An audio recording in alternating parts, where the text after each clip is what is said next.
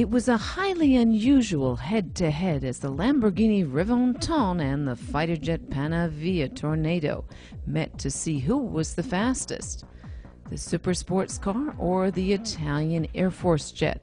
There's a certain resemblance between these two technical wonders, which is no wonder since the Reventon's unique aeronautical styling was actually inspired by the martial lines of the Panavia Tornado.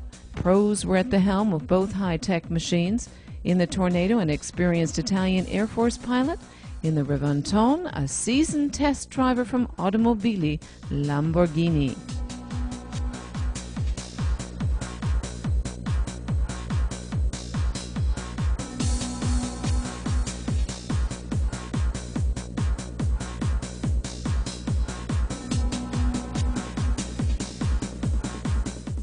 The venue for this acceleration duel was the 3-kilometer runway at the Gati military airport near Brescia, the home of the 6th Italian Air Force Squadron.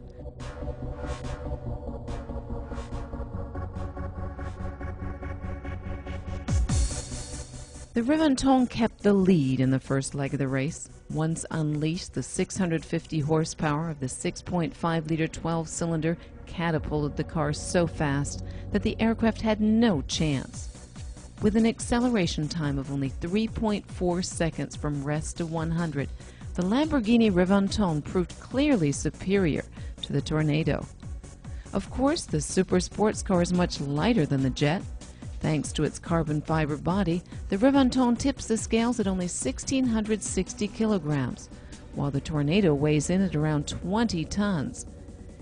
Because its two turbines with an active afterburner produce an enormous 7,400 kilogram force of thrust, it was no chore for the Tornado to catch up with the Reventon and take off immediately and soar past the Lamborghini at the end of the runway, going 340 kilometers per hour.